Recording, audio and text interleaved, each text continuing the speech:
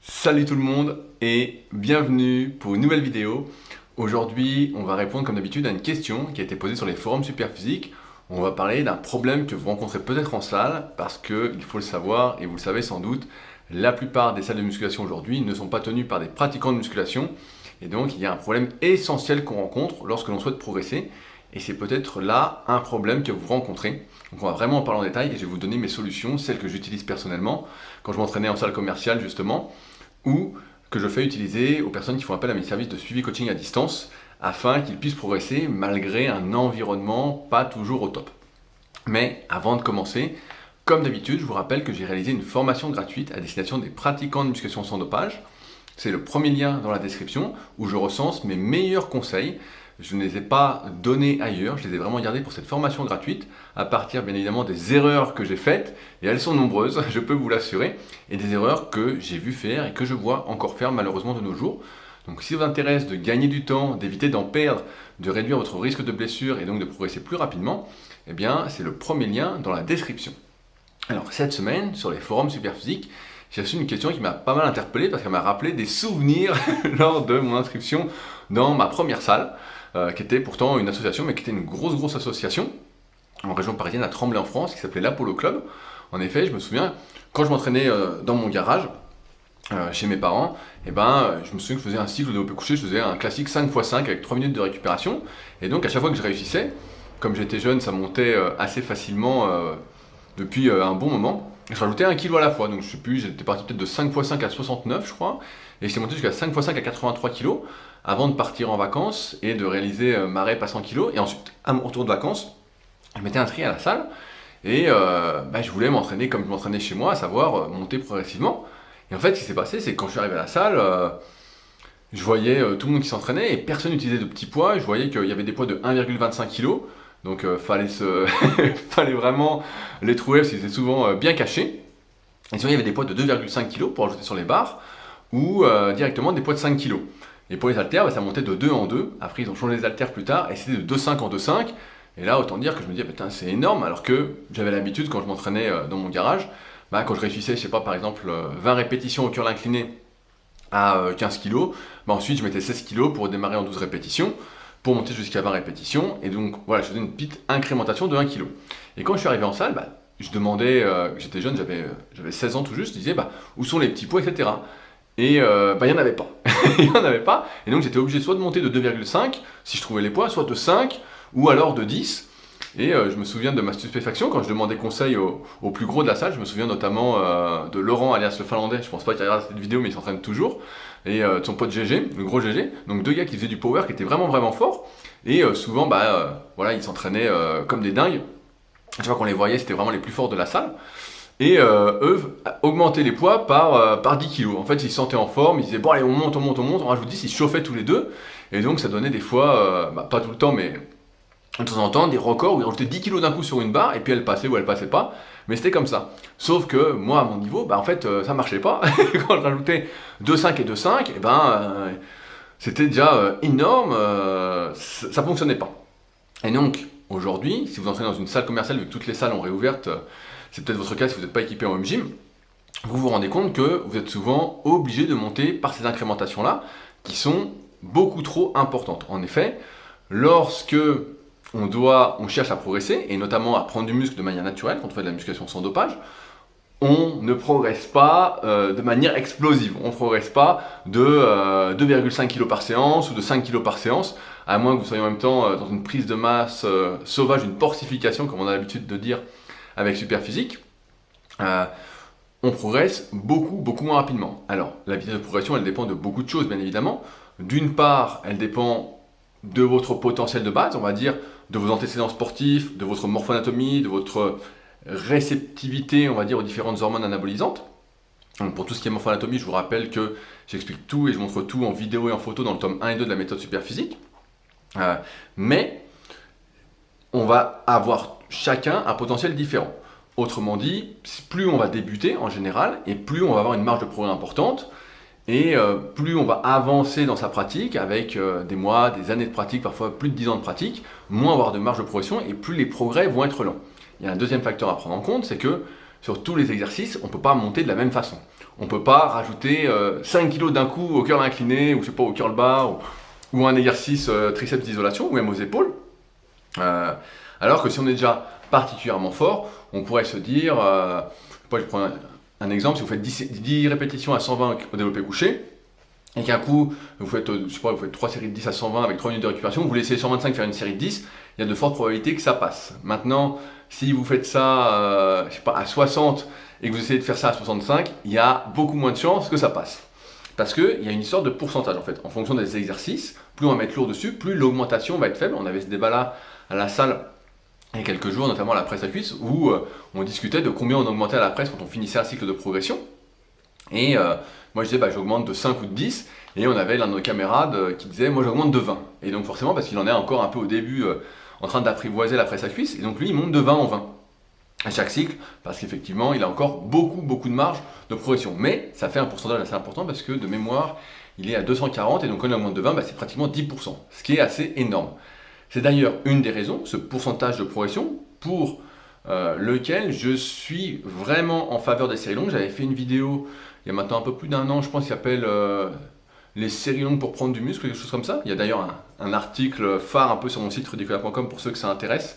Vous tapez les séries longues pour prendre du muscle et vous tomberez dessus avec n'importe quel moteur de recherche.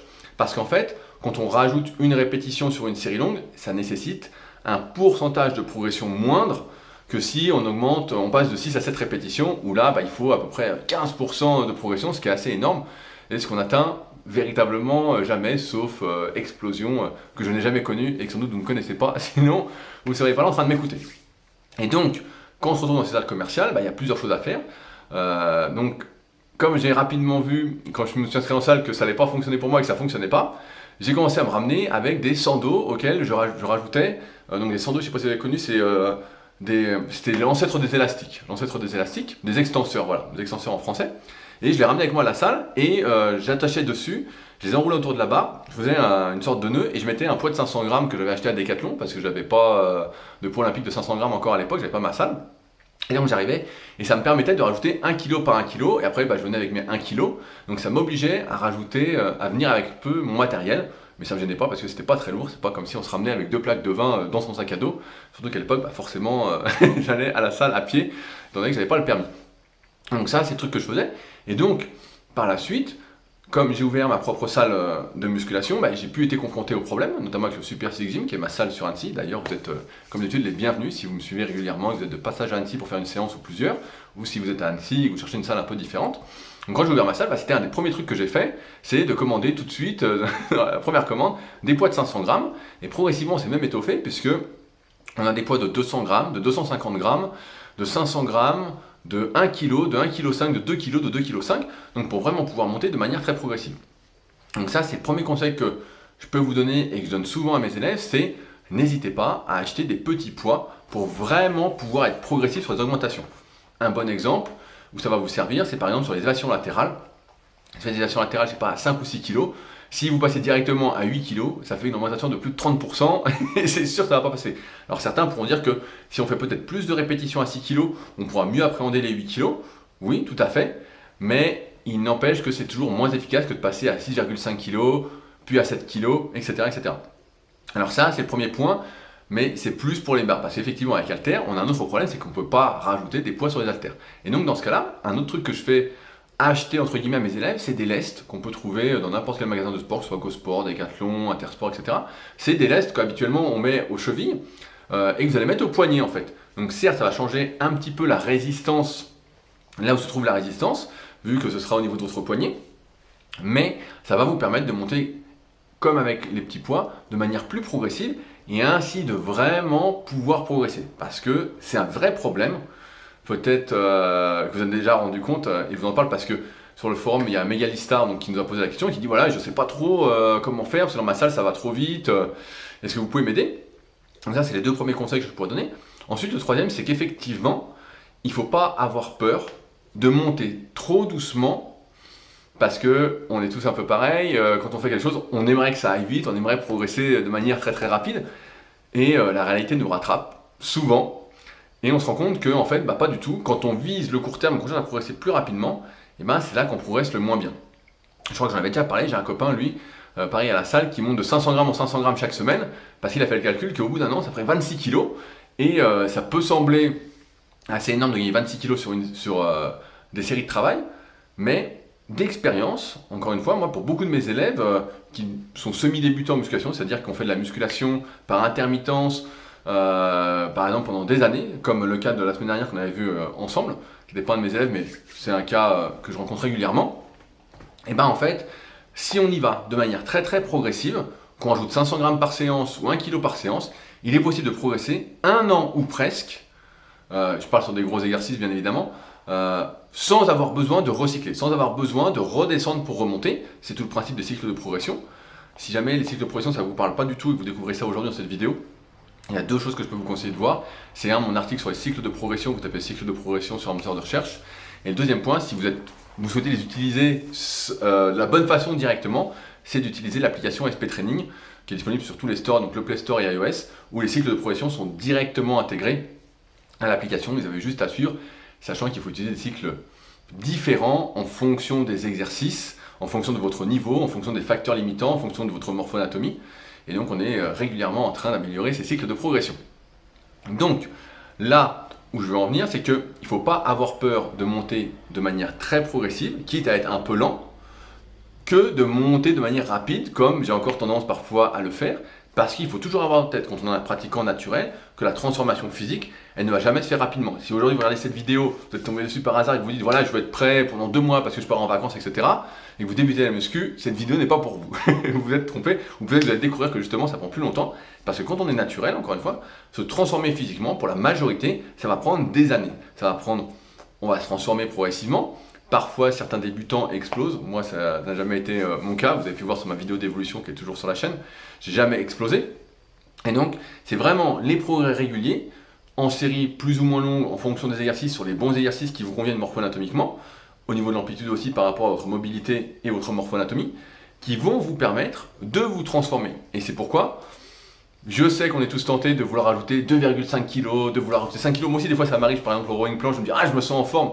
Et le rowing planche, c'est un exercice où des fois, on rajoute 1 kg et ça change absolument tout. C'est vraiment la merde.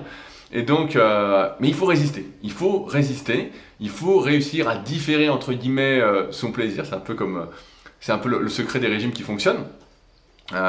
C'est qu'il faut garder son rythme. Et souvent, d'expérience encore une fois, grâce à ça, on peut progresser pendant des mois, parfois des années non-stop, en montant toujours progressivement, alors qu'à l'inverse, quand on veut aller un peu plus vite que la musique, parce qu'on se sent en forme, parce qu'on dit tiens, je peux progresser plus vite, et ben le cycle s'arrête beaucoup plus tôt, on est obligé de recycler et on progresse beaucoup moins rapidement. Et donc, en fait, ça signifie que sur un exercice comme le développé couché ou le rowing planche, ben déjà si on monte de 1 kg, ça peut être beaucoup, mais si on monte de 500 grammes par 500 grammes, il y a de fortes probabilités qu'au bout d'un an, on a gagné 26 kg. Alors pas de manière infinie parce que notre marge de progrès se réduit, comme je disais tout à l'heure, mais ça va vous permettre, en tout cas, si vous êtes semi-débutant, de vraiment beaucoup gagner.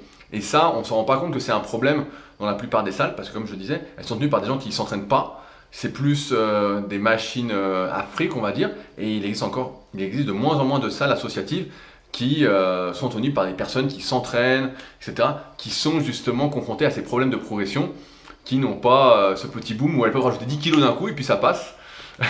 ça peut arriver, je me souviens, ça m'est déjà arrivé sur le soulevé de terre de vouloir rajouter, de monter de 10 en 10, mais parce que c'est un exercice essentiellement nerveux et un peu, il faut s'énerver comme un dingue. Mais sur la plupart des exercices musculaires, quand on veut utiliser ses muscles, il ne faut vraiment pas avoir peur d'utiliser cette progressivité et donc de se procurer des petits disques. Moi je conseille au moins d'avoir des 500 grammes et des 1 kg.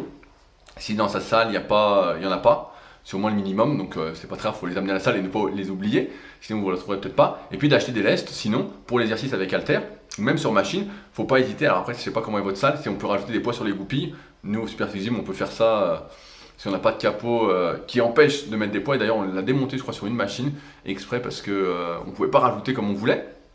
Et il faut pas hésiter à pouvoir monter plus progressivement. Et d'ailleurs, ça me fait penser sur les poulies, des fois ça monte de 10 en 10 ou de 9 en 9 ou de 8 en 8 suivant d'où vient la machine. Et là forcément, si vous rajoutez 8 kg, vous allez sentir que ça fait un peu trop lourd d'un coup. En théorie, si vous finissez un cycle classique, je vais prendre le cœur incliné, voilà, tout le monde fait du cœur incliné ou presque, en série de 20, entre 10 et 20 répétitions, vous arrivez à 20 répétitions, je sais pas, à 10 kg. Quand vous passez à 11 kg en série de 10 ou de 12 pour recommencer, le poids ne doit pas vous surprendre. Si quand vous montez le poids, celui-ci vous surprend, c'est que l'incrémentation, à mon sens, est un peu trop lourde.